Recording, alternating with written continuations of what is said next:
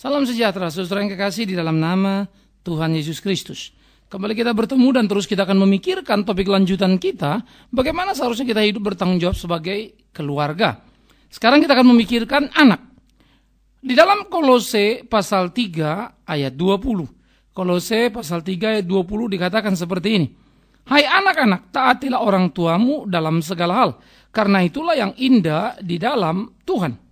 Lalu dalam Titus pasal 2, Titus pasal yang kedua ayat yang ke-6. Demikian juga orang-orang muda.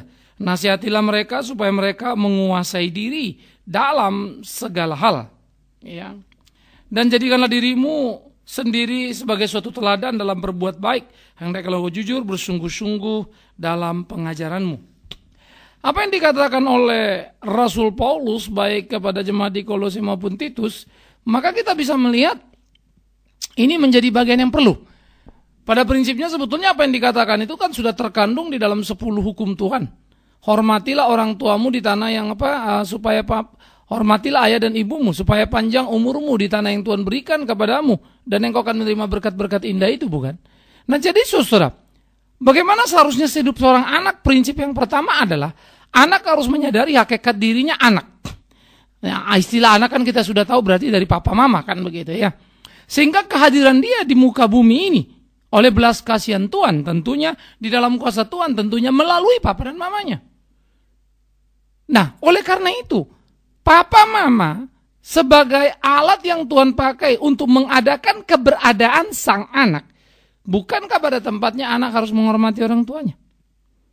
Maka sangat keterlaluan jika anak tidak menghormati orang tuanya. Itu kan sama istilah orang bilang kacang lupa kulit. Ya. Itu akan menjadi suatu kederhakaan pada waktu dia tidak menghormati orang tuanya. Maka hakikat anak adalah hakikat di mana berada dan tidak bisa membantah kepada apapun sebetulnya atau tidak boleh melawan dengan alasan apapun kepada orang tuanya. Itu dulu prinsip pertama. Jadi prinsip pertama hakikat kesadaran anak penting untuk kita sadari di dalam bagian ini. Maka kewajiban sebagai anak harus yang pertama. Seringkali anak-anak menjadi masalah karena hak mereka yang mereka bicarakan, kewajiban mereka lupakan. Sehingga memandang orang tua seringkali menjadi musuh. Karena tidak cocok dengan yang dia mau, tidak cocok dengan ini, tidak cocok dengan itu, jadi keributan. Nah ini juga sangat mengerikan. Ya. Oleh karena itu anak mesti memandang orang tua di dalam respek hormatnya dan menyadari apa kewajibannya. Begitu pula sebetulnya laki-laki sebagai ayah ataupun perempuan sebagai ibu harus bersama-sama menyadari kewajiban. Karena dengan menjalankan kewajibannya, maka tiap orang akan mendapatkan apa yang menjadi haknya. Nah ini penting.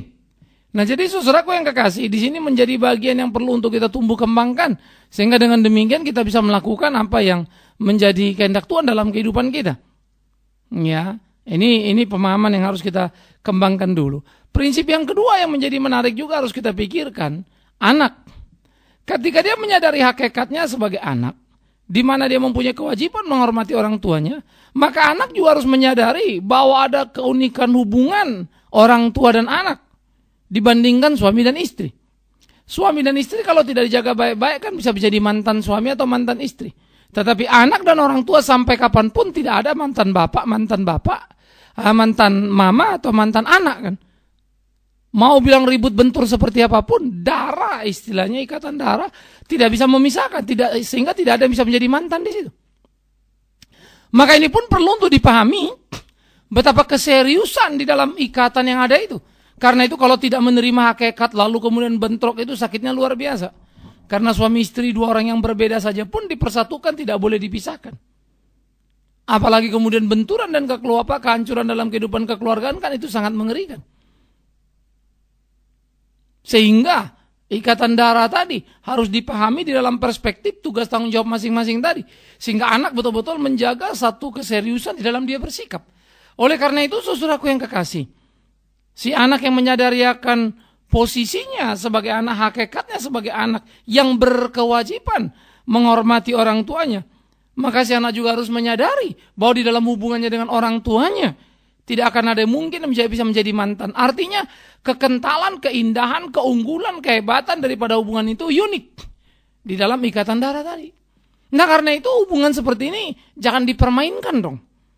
Jangan diributkan kan begitu. Jangan menjadi malapetaka. Nah, karena itu mesti di-maintain dengan baik-baik. Kalau suami istri mengekspresikan kedewasaan orang beriman, artinya bagaimana istri hormat pada suami, suami mengasihi istrinya, itu kedewasaan orang beriman. Sehingga mereka yang dua bisa menjadi satu, bukan menjadi sama, ya kan? Tetapi orang tua pada anak menunjukkan satu keutuhan ikatan yang sangat luar biasa. Ya, ikatan darah tadi, sedaging tadi, yang seharusnya membuat si anak dan orang tua ini betul-betul mampu mengekspresikan sebetulnya ini loh yang namanya anak, ini loh yang namanya bapak atau mama di dalam relasi mereka. Kalau tidak kan ini menjadi sesuatu yang sangat mengerikan. Nah, karena itu kita menemukan sebetulnya terlalu banyak kekacauan relasi antara anak dan orang tua dalam kehidupan di bumi ini. Maka kita akan melihat berbagai kekacauan yang terjadi. Ya. Dan kita akan menghadapi itu tiap hari. Kita melihat, kita mencermati, kita mengamati, dan tuntas kita lihat semuanya. Tidak ada yang tidak. Dan itu menakutkan, saudaraku yang kekasih. Jadi saya pikir itu jangan sampai terjadi dalam kehidupan kita.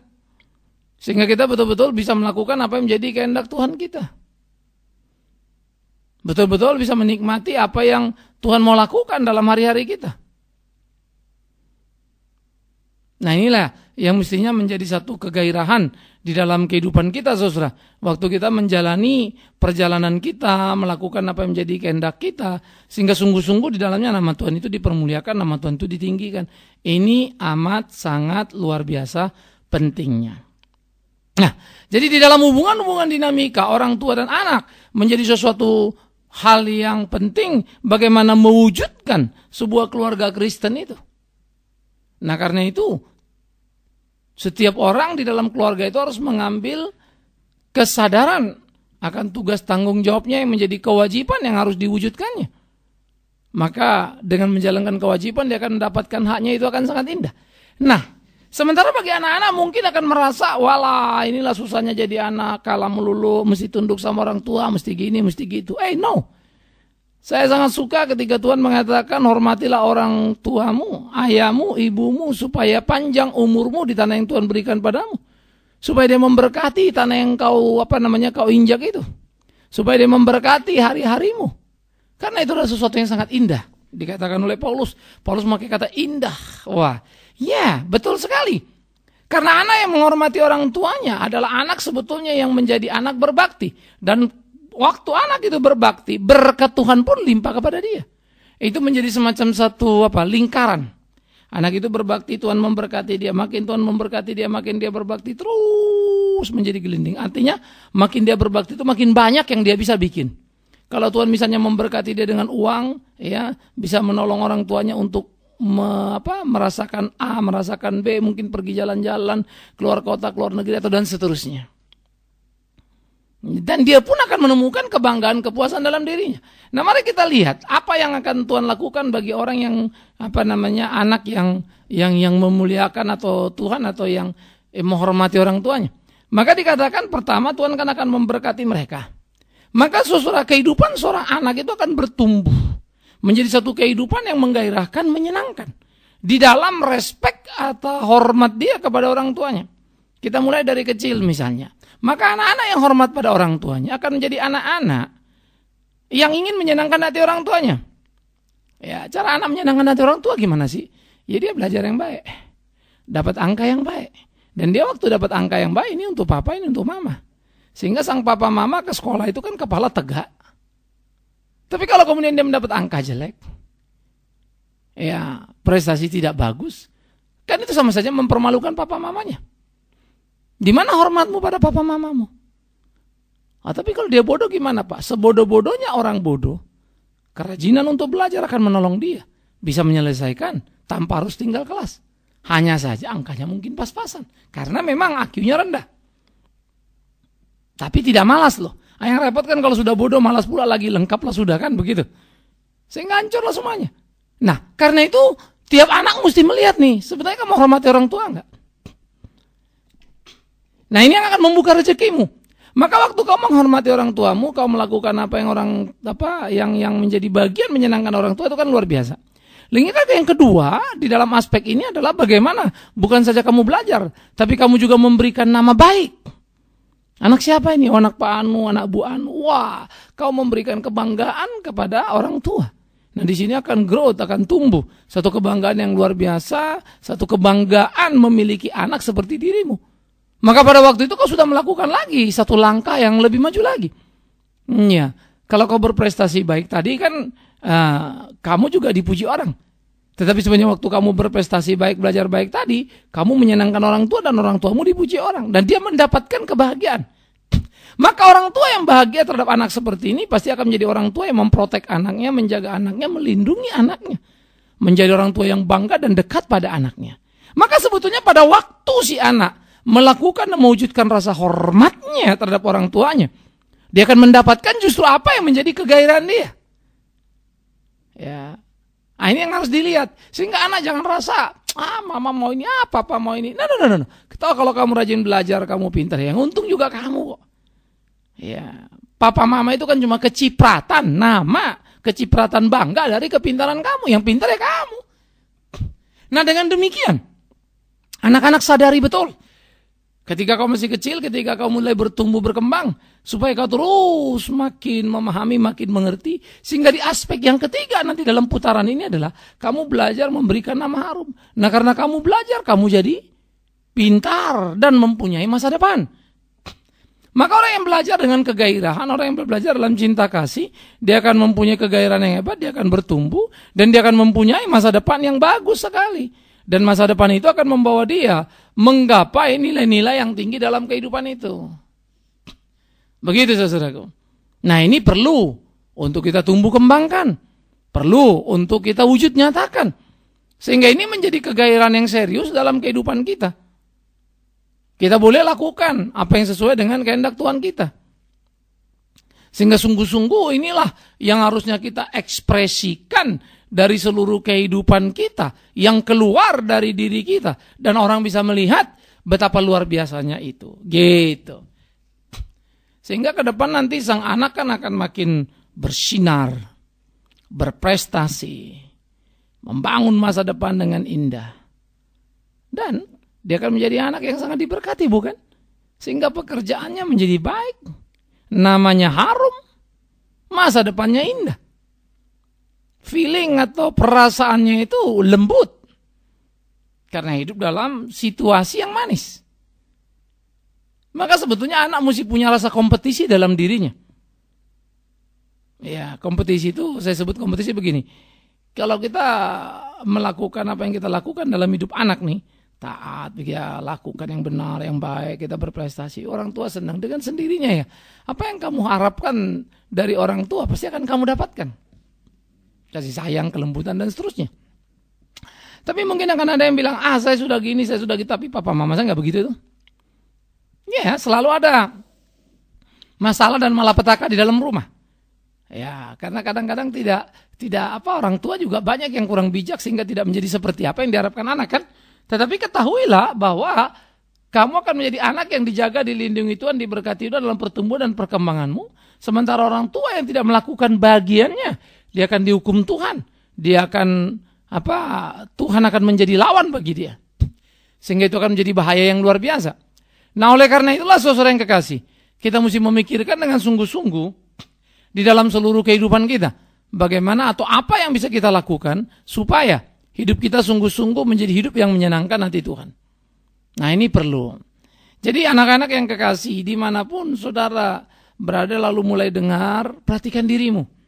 Ya, belajarlah mencintai dirimu dengan cara supaya dirimu juga layak dihargai orang. Itu penting ya, layak dicintai orang.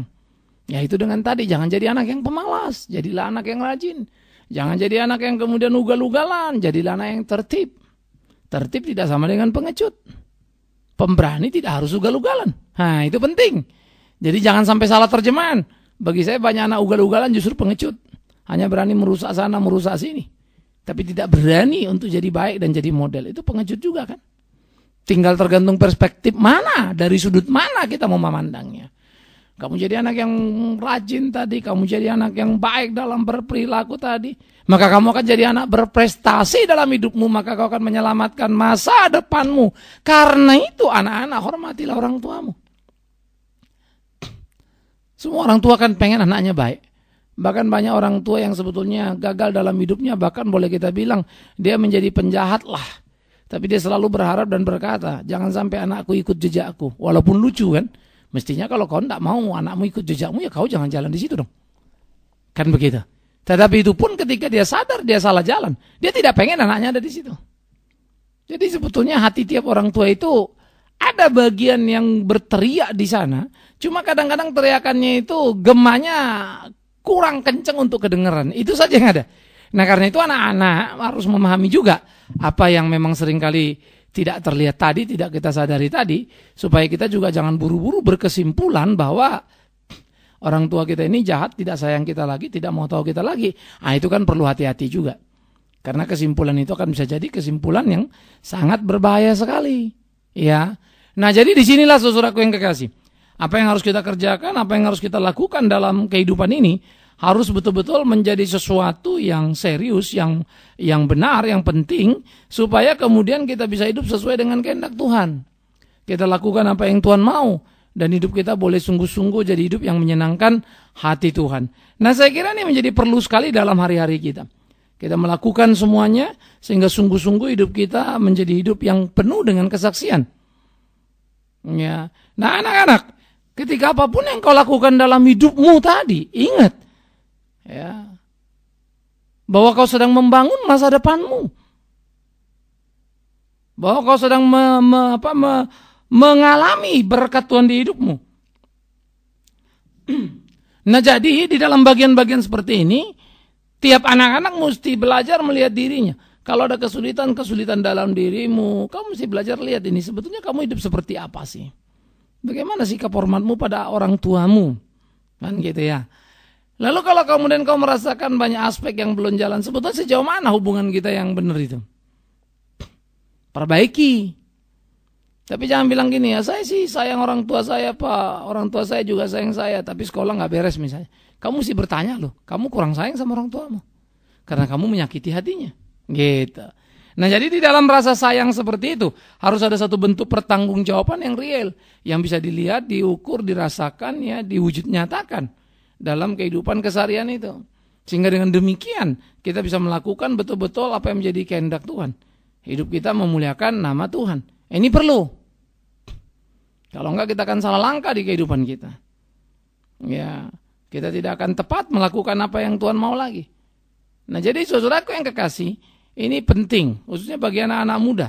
Supaya anak-anakku yang kekasih dimanapun kau ada dalam kemudahan usiamu, belajarlah menemukan jalan hidupmu, menemukan bahagiamu, membangun masa depanmu di kekinian bukan nanti. Sehingga dengan demikian kau bisa hidup berkemenangan. Ya, kau bisa menggapai kemerdekaanmu, kesukaanmu. Nah jadi ini yang harus ditumbuh kembangkan. Nah oleh karena itu saudaraku yang kekasih, ya, bagaimana juga kita hidup sebagai orang tua untuk menolong anak-anak ini menemukan jati diri mereka, yaitu jati diri anak yang tahu menghormati orang tuanya. Karena bagaimanapun mereka dari kecil kalau tidak diajar menghormati kan rusak juga. Karena terlalu banyak orang tua tanpa sadar merusak anaknya dengan cara-caranya yang salah. Seperti apa? Itu nanti akan kita bicarakan bagian yang terakhir. Ya, tetapi di dalam konsentrasi soal anak, maka marilah kita berhati-hati dalam kehidupan ini. Khususnya bagi anak-anak muda mengingat dunia di dalam pergaulannya semakin menggila. Sehingga banyak sekali anak-anak terjebak di sana. Bagaimana anak-anak kemudian mengalami pengaruh-pengaruh negatif yang membuat mereka cenderung menjadi brutal, tidak bisa diatur dan seterusnya. Menjadi pemberontak dan bangga dengan pemberontakannya. Tanpa tahu sebetulnya apa yang ditujunya. Ini memang ironi. Ya, sehingga daya rusak pada diri tiap anak muda itu besar sekali. Nah kalau daya yang kuat ini jadi daya rusak kan mengerikan sekali. Tapi sebetulnya kalau daya yang ada ini menjadi daya bangun, hebat sekali bukan? Nah karena ini titik-titik krusial bagi anak-anak. Titik penting bagi anak di dalam kehidupannya. Untuk mengarah, melangkah kemana harusnya dia ada. Mau membangun masa depan, yang berkebanggaan atau mau merusak masa depannya, yang akan menjadi penyesalan yang tidak pernah usai dalam kehidupannya. Saudara-saudaraku yang kekasih, ini perlu untuk kita tumbuh kembangkan dalam hidup. Dan anak-anak, supaya anak-anak juga menyadari. Ingat, hidup kan cuma satu kali, bukan dua kali. Jadi jangan sampai disia-siakan. Lakoni dengan baik, lakoni dengan tepat, supaya hidup kita menyenangkan hati Tuhan. Kan begitu toh? Nah jadi jalani hari-hari itu di dalam memuliakan Tuhan itu. Nah ini menjadi perlu untuk kita pikirkan, kita renungkan, kita jalani ya langkah demi langkah, hari demi hari, sehingga hidup kita sungguh-sungguh jadi hidup yang menyenangkan hati Dia. Nah anak-anak muda, temukan dirimu menjadi anak yang ke gereja, menjadi anak yang rohani. Bukanlah sebuah keburukan seperti dianggap orang apa, alah sok alim, sok ini gitu ya. Anak muda itu kan mesti nongkrong, maco tampaknya, keker begitu ya. Ngerokok sana, rokok sini. Ya, mesti apa, pang tampilannya. Wah, begini dan seterusnya. Ah, ini anak gaul. Enggak. Jangan sampai kau termakan iklan. Karena toh pada waktu itu sebetulnya itu hanyalah sikap takut tidak diterima oleh lingkungan kita. Sehingga kita coba berpenampilan, bersikap seperti lingkungan kita supaya diterima. Padahal kita diterima di lingkungan yang sebetulnya salah, di mana seharusnya kita nggak ada. Jadi kita ada di tempat yang salah, kita ada di tempat di mana kita akan rusak, kita ada di tempat di mana itu amat sangat berbahaya. Hati-hatilah. Nah, jadi dalam pergumulan-pergumulan seperti ini, anak-anak mesti kuat, mesti tangguh, tidak terjebak, ya, dan kemudian tidak menjadi korban dari sistem zaman yang kacau itu. Karena itu perlengkapi dirimu terus, majulah dalam hidupmu, lakukan kehendak Tuhanmu, sehingga hidupmu sungguh-sungguh menjadi hidup yang penuh gairah. Ya, hidup yang berkemenangan, hidup yang hebat. Dan kau bisa melakukan betul-betul apa yang menjadi kehendak Tuhan dalam hidupmu, dan kau bisa mewujudkan itu. Sehingga engkau menggemakan sebuah kemenangan yang hebat, yang luar biasa itu. Ini perlu. Nah oleh karena itulah anak-anak, jangan pernah merasa, aku ini mah papa larang ini, papa larang itu, begitu ya. Jadi jangan merasa curiga terhadap apa yang orang tua ajarkan. Karena orang tua kan pengen anaknya jadi baik. Walaupun mungkin cara menyampaikan kurang bersahabat, tetapi jangan sekedar caranya kita ributkan. Tapi tujuannya, maksud daripada apa yang dikatakan itu baik apa enggak. Nah, kau juga mesti belajar sadari, bukan? Nah jadilah anak yang baik. Dan jangan lupa, semua apa yang kau lakukan dalam baikmu, dalam hormatmu pada orang tuamu, adalah untuk masa depanmu, untuk hidupmu. Tuhan akan memberkatimu. Jangan sampai Tuhan jadi lawanmu, karena itu akan mengerikan, bukan? Jangan sampai Tuhan menghukummu, karena itu akan sangat menakutkan. Tapi biarlah berkat Tuhan tercurah padamu, karena kau mentaati perintah-perintah Tuhan, yaitu hormatilah orang tuamu. Maka gapailah masa depanmu nanti ke depan. Di pekerjaanmu, di satu waktu kamu akan bangun keluarga dan seterusnya.